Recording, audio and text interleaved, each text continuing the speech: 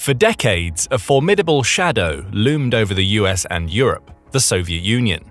As the Red Menace tightened its grip on Eastern Europe, the need for a united front became undeniable. From this colossal threat, the North Atlantic Treaty Organization, NATO, emerged, a beacon of hope amidst the encroaching darkness. NATO's creation wasn't merely a strategic move, it was a clarion call to all who cherished freedom and democracy. Fast forward some 70 years later, and those values are once again under threat, but this time in a different region and from a different adversary: China. The rise of China as a global superpower, with the intention of reshaping the international order, has sent ripples of concern throughout Asia. Ripples that have reached all the way to the US, which designated China as the biggest threat to global security. Since the last coalition created to counter a global threat turned out to be arguably the most powerful and successful alliance in history, the response to China's ascent and assertiveness almost seems like a given. The creation of a NATO-like alliance in Asia, an alliance that will counterbalance China's influence, uphold democratic values, and ensure regional stability.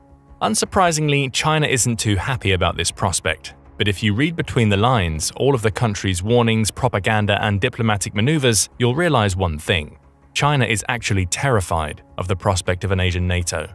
But why? And what would this new one-for-all, all-for-one pact even look like in Asia? Those are just some of the questions we'll answer in this video. To understand why China is terrified of an Asian NATO, you must first learn which of China's actions have led to even considering forming such an alliance, and, trust us, the reasons for this are huge. China views the Asia-Pacific as its playground, a region where it gets to dictate all the rules, choose its boundaries, and expand its influence unchecked, disregarding the interests and concerns of the other nations in the region. That's why it shouldn't be surprising that almost all tensions in the region stem directly from China's aggressive actions and unilateral territorial claims. Though the Asia-Pacific houses several volatile flashpoints, none is as consequential or contentious as the South China Sea. The bulk of the tensions in the South China Sea stems from China's so-called Nine-Line Claim, which asserts its historical ownership over roughly 90% of the 1 million square mile sea, conflicting with the claims of neighboring countries. So the ownership of the Paracel Islands, an archipelago of about 130 small coral islands and reefs, is claimed by China, Vietnam, and Taiwan. The Spratly Islands, with just 490 acres of land, are occupied by military forces from China, but also from Malaysia, Taiwan, the Philippines, and Vietnam. The 590-acre Pratas Island is claimed by China but controlled by Taiwan. Similar players are also included in other hotly contested regions in the South China Sea, such as the Scarborough Shoal. But what do these territorial disputes lead to? The answer is nothing good. Military buildups, provocations, and even occasional clashes between the countries involved. Take China and the Philippines as an example. The two countries have been at odds for decades. However, the moment when their relationship truly turned sour was the Scarborough Shoal standoff, which started on April 8, 2012 and is still ongoing. The standoff began when the Philippine Navy attempted to apprehend 8 vessels belonging to Chinese fishermen at Scarborough Shoal, to which China responded by sending in more vessels. Since then, it's been conflict after conflict after conflict. In 2019, Chinese ships swarmed Philippine-controlled areas in the South China Sea by employing so-called cabbage tactics. This tactic involves surrounding a land feature with multiple layers of ships, creating a cabbage effect, where the target is wrapped in layers of vessels, making it difficult for other ships to approach or access the area. The situation only worsened in the 2020s, with weapons now being frequently involved. In November 2023, China blasted a Philippine supply ship with a water cannon near the second Thomas Shoal. The same thing happened not a month later, this time with the head of the Philippine Armed Forces, General Romeo Brawner Jr., aboard the vessel. The water cannons kept being fired in 2024 as well, damaging vessels and injuring crew members. Worst of all, the incidents between China and the Philippines are now occurring on a regular basis. Not a single month in 2024 has passed without at least one notable incident. But as you might notice in the brief recounting of these incidents, China is always the one to initiate them. Of course, Beijing will always come up with a convenient justification for its actions, citing sovereignty claims or accusing the Philippines of provocations. However, the pattern of Chinese aggression and the escalation of incidents in the South China Sea raise concerns about the potential for further conflict in the region. Unfortunately, the Philippines isn't the only country in the Asia-Pacific that China has been bullying. Just ask Taiwan, aka the nation China is desperate to eliminate. The poor relationship between China, or the People's Republic of China, and Taiwan, aka the Republic of China, has been strained for decades, with China viewing Taiwan as a renegade province that must be reunified with the mainland, if necessary, by force. China has consistently opposed Taiwan's independence and has sought to isolate it diplomatically.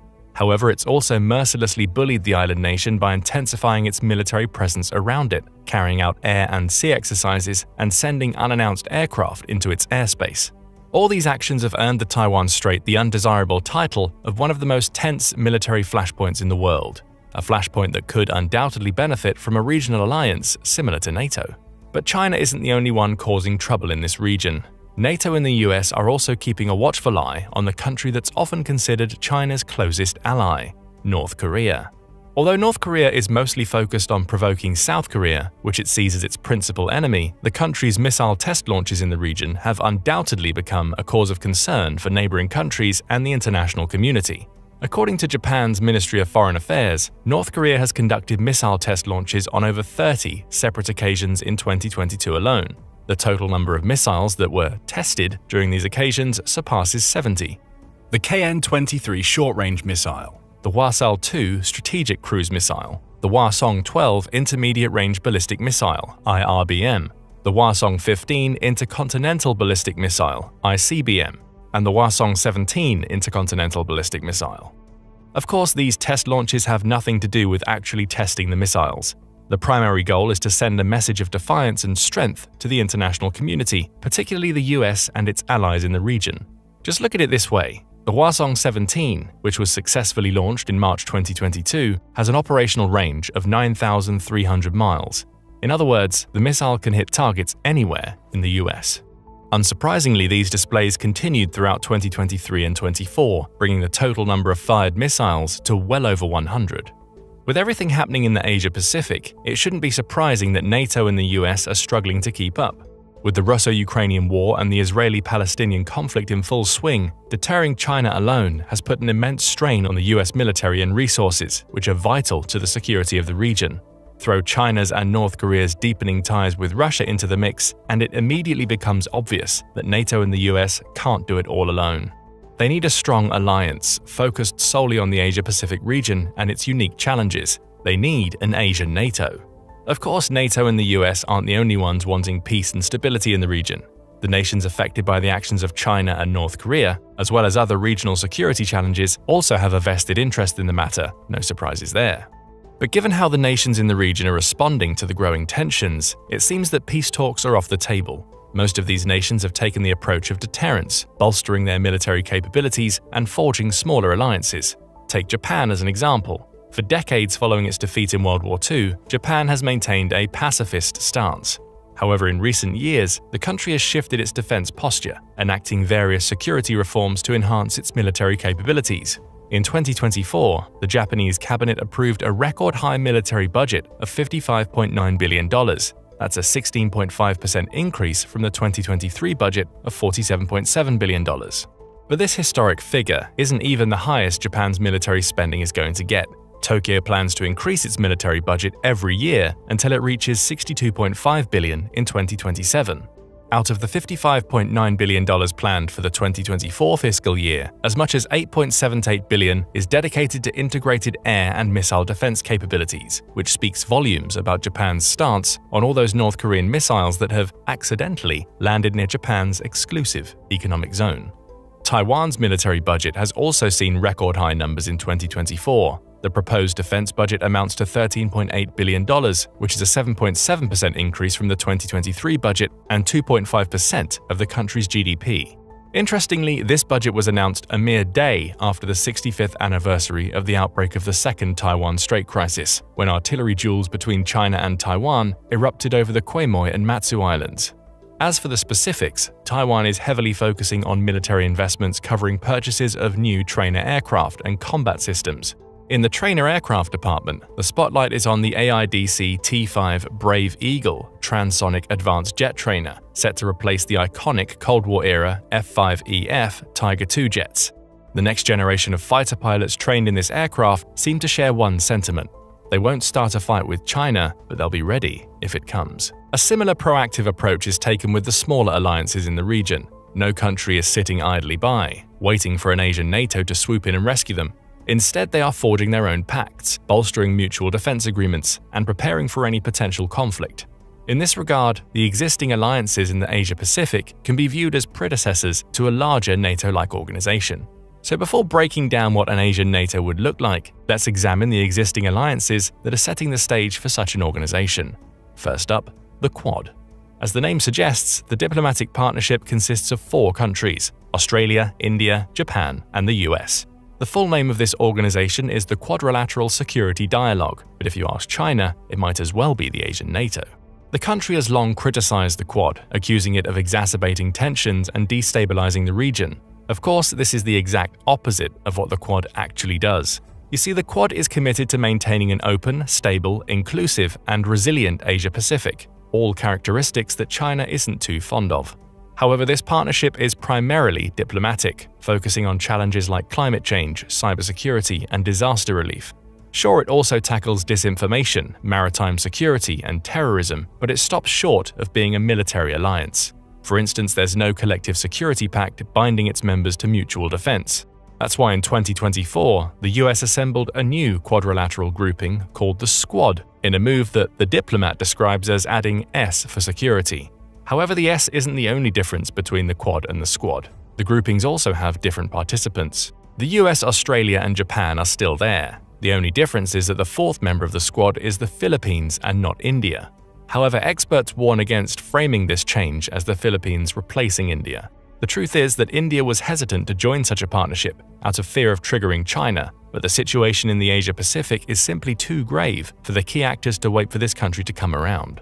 As mentioned, the Squad is primarily focused on security. For now, it's carried out cooperative marine patrols within the exclusive economic zone of the Philippines and worked on making the member countries' defense capabilities interoperable. Advanced operability is also one of the key pillars of another vital partnership in the region, AUKUS. The name of this trilateral security partnership also points to its members, Australia, the UK, and the US. This partnership was announced in 2021 and primarily focuses on boosting Australia's naval capabilities through the state-of-the-art nuclear-powered submarines. Of course, acquiring and building these submarines isn't the goal. The end goal is to use these submarines to enhance regional security, particularly in response to China's escapades under the sea. Australia, the UK, and the US are also part of another relevant coalition in the region, the Five Eyes. However, this isn't a military coalition, but rather an intelligence sharing alliance. The remaining members, or the last 2 pairs of eyes if you will, belong to Canada and New Zealand. Together, these 5 countries work tirelessly to collect and share intelligence with the goal of combating threats like terrorism, cyber attacks, and espionage. As you've probably noticed, each of the alliances we've mentioned so far includes the US. This shouldn't be surprising given the country's role as a major security partner and ally in the Asia-Pacific region. But are there any significant alliances that only include Asian countries? Of course there are. Arguably the most important among them is the Association of Southeast Asian Nations, commonly abbreviated as ASEAN. The union consists of 10 countries in Southeast Asia that have bound together to accelerate economic growth, social progress, cultural development, and promote regional peace and stability. The countries in question are Brunei, Cambodia, Indonesia, Laos, Malaysia, Myanmar, Philippines, Singapore, Thailand, and Vietnam. Additionally, there are numerous bilateral or small-scale alliances across the region, focusing on both economic and security challenges. For instance, Japan and the Philippines signed several defense pacts and investment deals in February 2023. Similarly, the relations between Japan and South Korea have been blossoming recently after years of strained ties. It seems that most countries in the region have come to an understanding. Forging a united front is the way to go. But as you can see, none of these alliances can come close to the comprehensive strength, influence, and unity of NATO. With this in mind, let's explore what a NATO-style defense alliance in Asia would look like. Of course, the number one question is, who would be part of this alliance? The answer might seem logical, all the countries across the different alliances we've mentioned so far, right? Well, not quite. For starters, most of the ASEAN countries would likely show little interest in joining such a military bloc, as they all have differing opinions on China. One of the members of this union, Vietnam, couldn't even join this new NATO if it wanted. The country has a very strict and long-standing policy based on the 4 no's. Number 1, no military alliances. 2, no foreign troops stationed on Vietnamese soil. 3. No partnering with a foreign power to combat another. 4. No force or threatening to use force in international relations. The more likely scenario would be for countries that are already NATO partners to form the backbone of this new alliance, potentially expanding to include other like-minded countries in the region. Japan and South Korea, both close allies of the US and active participants in regional security, would likely be key players. Australia, with its strong ties to the US and recent developments in the AUKUS partnership, would also be a crucial member, together with the rest of AUKUS. India has shown interest in closer security cooperation with the US and its allies and could be a significant player in the Asian NATO, provided it can navigate its delicate relationship with other regional powers, including China. However, a NATO-style alliance would primarily have the support of smaller Asian states, those that don't stand a chance against China on their own. The best example is the Philippines. Like the original NATO, this alliance would be focused on the following areas. Number 1. Collective security. Article 5 of the North Atlantic Treaty is arguably the single most important provision of NATO, stating that an attack on one member is an attack on all. This principle of collective defense would be crucial for an Asian NATO, ensuring that member countries are committed to defending each other in the event of an attack. Number 2. Regional focus. An Asian NATO would be equipped to deal with the security challenges specific to the Asia-Pacific region, such as tensions in the South China Sea and North Korean provocations. After all, who better to address these issues than countries directly affected by them? Number 3. Military capabilities. Members will be expected to maintain military capabilities and forces that can be deployed at a moment's notice if a threat arises. Besides investing in the sheer volume of military equipment and soldiers, the members' countries' forces would be trained to operate together seamlessly. These 3 pillars alone are enough to understand why China is terrified of the potential formation of an Asian NATO. First and foremost, this formation would signify a massive shift in the balance of power in the Asia-Pacific region. China's might would now be matched and potentially even exceeded, depending on the countries that end up joining the alliance. This means no more bullying, no more blackmail, and no more unchecked aggression in the region. In other words, China would no longer be able to act with impunity, as the collective strength of the alliance would act as a deterrent to any hostile actions.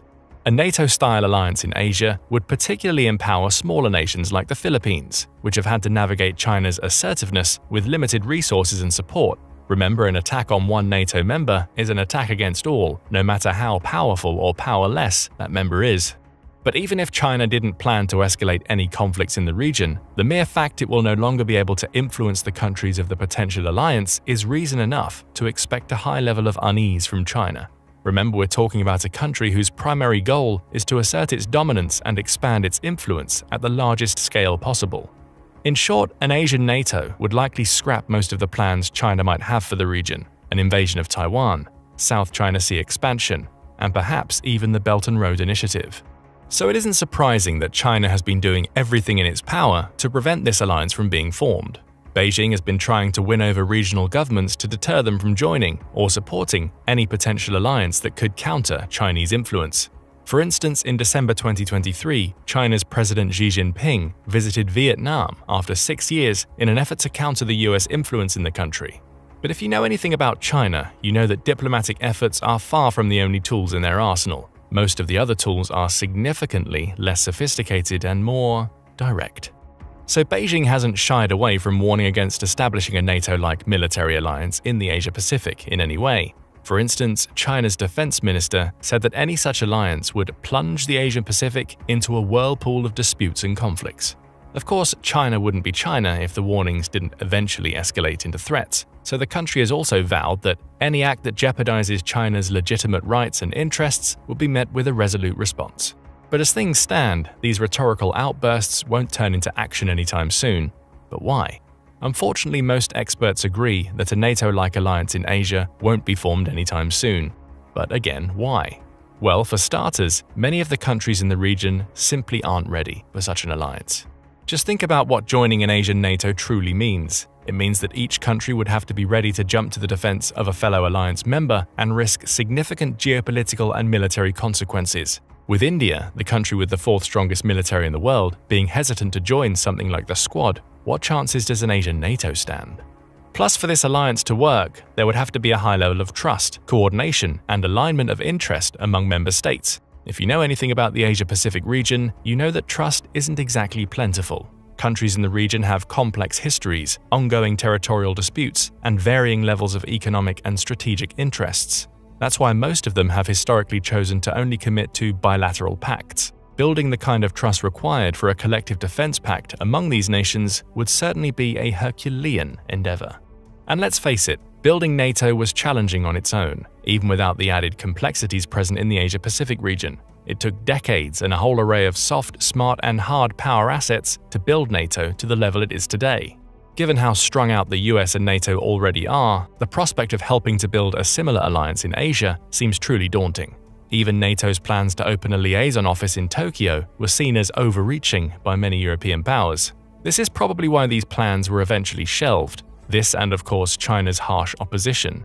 This brings us to the final reason why a NATO-like alliance in Asia might not happen anytime soon: China.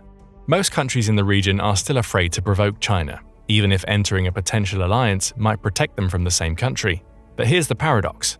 Yes, China is the reason why an Asian NATO might not form anytime soon. However, it can also be the reason that this alliance emerges sooner rather than later. How is this possible? Well, you see, if China continues to climb up the escalation ladder, the countries in the Asia-Pacific region will have no choice but to do something about it, regardless of their fears, differences, and national interests. Otherwise, they risk being divided and conquered, or at the very least, having their sovereignty and security compromised. If you look at it this way, it's understandable why the mere potential for forming this alliance scares China so much. But what do you think? Will an Asian NATO be formed, or is this proposition doomed to fail? If you believe it will be formed, we'd be interested to hear which nations you believe will be part of it and how successful it would be in stopping China. And just for fun, what would this alliance be called? Would it be the Asia-Pacific Treaty Organization, or do you have something else in mind? Share your thoughts, opinions, and suggestions in the comments section below.